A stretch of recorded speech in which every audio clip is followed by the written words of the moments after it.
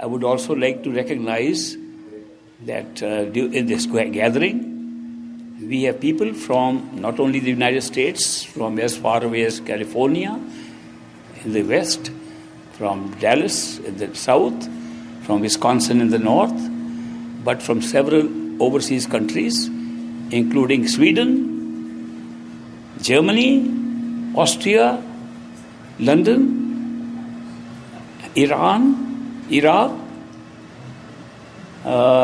Philippines, Japan, India. So you will notice that we are Ghana. We are here from all over the world.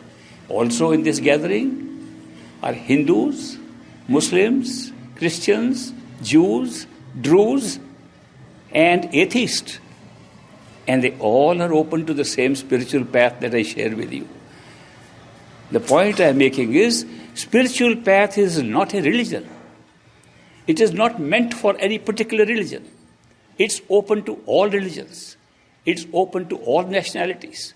It does not care for caste, creed, nationality, gender. It's a universal thing and open to all human beings. Every religion that I studied, and I studied 11 religions at Harvard University, every religion talks of one God. And after the founders of religions, who were mystics and saints who left these messages for us, we make them small groups and call them religions, societies, associations, missions. Masters don't come for setting up any religion. They don't come up to set up any mission, society, or any group. Their message is always for everybody. When Jesus said, "The kingdom of God is within you," he did not mean the kingdom of God is within Christians. He meant within everybody. When Prophet Muhammad spoke of Islam and Rabb, the God, he didn't say it Rabbe Muslimin, that's only for Muslims. He said Rabbe Alameen, is for the whole world. The Hindu text here is one God and all religions are covered by that. The Rig Veda specifically says God is the nad, the sound, the ultimate current which pervades in every human being.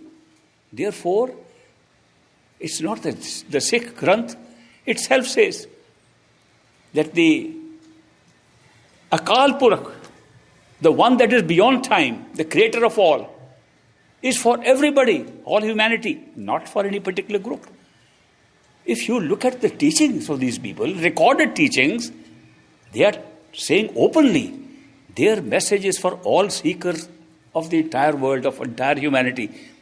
And we have, after they have left, made them into small groups and called them religions, societies, missions. They don't come to set up missions. That is why it's an exploration of your own self. It's an exploration of reality. How can there be different self and different reality? Therefore, I am making it clear that this is not something that will be set up as a separate institution. I have not come here to set up any mission or any special society. An institute for the study of human awareness is being used only for logistical purposes to help that we can get together and meet. No other purpose. The entire humanity is open to be a member of that. There is no restriction whatsoever. Whenever I have spoken anywhere, all are welcome to come there. No restriction whatsoever. So that is why do not take that we set up groups in this. Spirituality does not recognize any groups. Spirituality is for everybody. I am here not, I have never claimed to be a master. You know that. Why am I doing all this? As a service, as a seva to my master, whose picture is sitting right here, to show you whose seva I am doing. You might think I am doing your seva. No, that's incidental. I am doing seva from him, strictly according to his instructions, strictly according to his mandate, neither more nor less. So that's why I can't go away. Somebody said, why don't you open some public schools and teach there? I said, that's not in my mandate. Why don't you set up a particular kind of a group? I said, no, that's not my mandate. My master came for the whole world. I am going to send his message to the whole world. In 1936 and 37, Great Master wrote letters to several American disciples of his.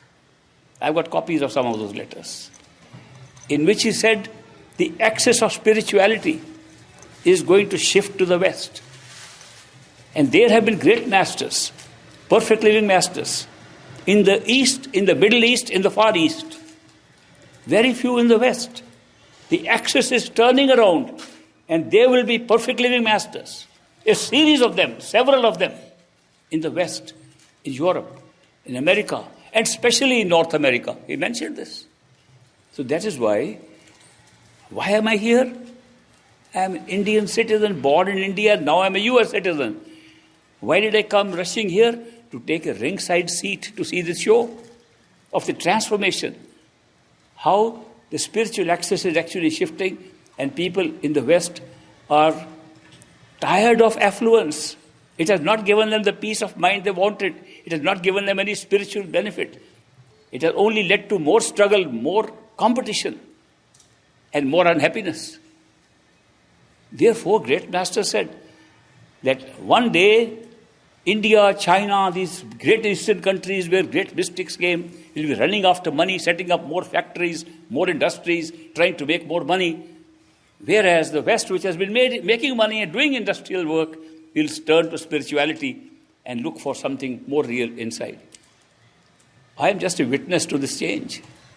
And I'm very happy to be doing that. So, when I share these teachings with you, they are teachings which were useful for me. I got them from Hazur Maharaj Baba Sawan Singh Ji, the great master. I've tested them out. I tested them out not in isolation, but comparing them with all other teachings I could possibly take. I got converted to Islam. I got baptized in Christianity. I joined Jain groups. I joined every type of group. I joined the sadhus in the mountains. I did meditation of all kinds of yogas. Even some such terrible yogas I don't want to mention. But at the end, after 8 years of this study, of comparison, I came back to Great Master, said, I have not found anything better. Why did I do this? And I did this after getting initiated from him. He didn't say, now you're initiated by me, now you're bound with me, you can't go anywhere, you are wedded to me. He didn't say that. Do you know what he said? He said, I have given you something that has worked for me. If it works for you, very good. If it doesn't, go and find something better. He not only said, go and find something better, he said, if you find something better, come and tell me. I will also follow that. These are Great Master's words. It's so open. There is no such thing as binding you down. If you bind down, it becomes a cult. No spirituality. Cult is not a spirituality. That which curbs your freedom cannot be spirituality. Spirituality leads to greater freedom. It does not curb your freedom and tie you down to a small group. And that is why here in this gathering are disciples of several masters. I was in California a few years ago, and a man came to me. He said, you have performed a miracle. I said, what miracle have I performed? I'm not performing any miracles, and it's a news for me that I performed a miracle. I said, what miracle did I perform? He said, there are people sitting in this audience who, when they are outside, they hate each other, they criticize each other because they belong to different gurus. And here they are sitting together like brothers. This must be a miracle. I said, that is because I am not saying that this, what I am saying, is something only for one set of people. In my audiences, there are people who follow Aurobindo Ghosh, there are people who follow Muktanand, there are people who follow different gurus who are here, who follow different masters, who follow Western masters. There are so many people who are following different masters, because ultimately the teachings of all masters is the same. If it's a true teaching, how can it be different? And the true teaching is very simple. It says the truth, the reality. If you want to find it, you will find it within yourself. not outside. You can try as hard as you like. You can go to all the pilgrimages you like. If you want to find the truth, you have to go within yourself.